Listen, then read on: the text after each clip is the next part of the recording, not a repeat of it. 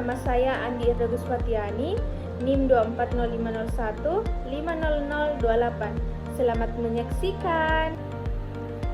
Pada kesempatan kali ini, saya akan menjelaskan tentang landasan dan asas pendidikan serta penerapannya dalam sistem pendidikan di Indonesia. Pendidikan tidak bisa berdiri sendiri karena membutuhkan dasar dan prinsip yang kuat agar berjalan sesuai tujuan nasional. Nah, itulah yang disebut sebagai landasan dan asas pendidikan. Landasan pendidikan adalah dasar berpijak dalam penyelenggaraan pendidikan.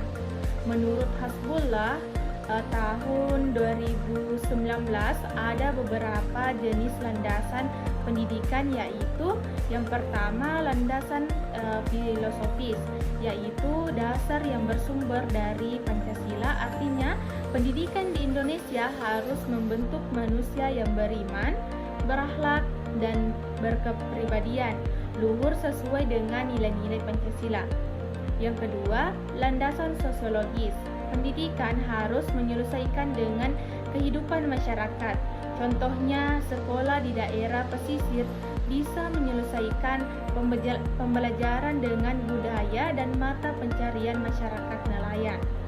Yang ketiga, landasan kultural. Pendidikan harus melestarikan kebudayaan bangsa seperti bahasa daerah, seni, dan nilai tradisional agar identitas nasional tetap terjaga. Yang keempat, landasan psikologis. Artinya, pendidikan harus memperhatikan perkembangan peserta didik, harus perlu memahami karakter, minat, dan kemampuan setiap siswa agar pembelajaran efektif. Yang kelima, landasan yuridis bersumber dari Undang-Undang Nomor 20 Tahun 2003 tentang Sistem Pendidikan Nasional. Undang-undang ini memberi dasar hukum dan arah yang jelas bagi penyelenggaraan pendidikan di Indonesia.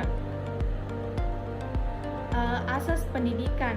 Selanjutnya kita bahas asas pendidikan, yaitu prinsip dasar yang menjadi pedoman dalam pelaksanaan pendidikan menurut Sagala tahun 2018. Ada beberapa asas penting. Yang pertama, asas Tutwuri Handayani. Prinsip Ki Hajar Dewantara yang berarti di depan memberi teladan, di tengah membangun semangat, dan di belakang memberi dorongan. Artinya, guru bukan hanya mengajar, tapi juga membimbing dan motivasi siswa. Yang kedua, asas demokratis dan keadilan. Semua warga negara berhak mendapatkan pendidikan yang sama tanpa diskriminasi. Yang ketiga, asas kemandirian dan tanggung jawab. Pendidikan harus menumbuhkan sikap mandiri, kreatif, dan bertanggung jawab. Yang keempat, asas manfaat dan relevansi. Pendidikan harus berguna dan sesuai dengan kebutuhan masyarakat serta perkembangan zaman. Yang kelima, asas pendidikan sepanjang hayat. Artinya, belajar tidak berhenti di sekolah, tetapi berlanjut seumur hidup. Nah, penerapannya, lalu bagaimana penerapannya landasan dan asas pendidikan dalam kehidupan nyata? Yang pertama itu dalam kurikulum. Nilai-nilai Pancasila dan budaya lokal dimasukkan ke dalam pelajaran.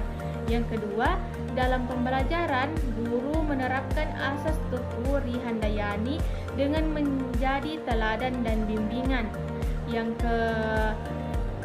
ketiga, dalam penilaian, pendidikan dilakukan secara adil, bukan hanya pada nilai akademik, tetapi juga karakter. Yang keempat, dalam penggunaan teknologi, sekolah memakai media digital agar pembelajaran lebih modern dan efektif. Dengan penerapan yang baik, pendidikan dapat melahirkan generasi cerdas, berkarakter, dan siap menghadapi tentang global.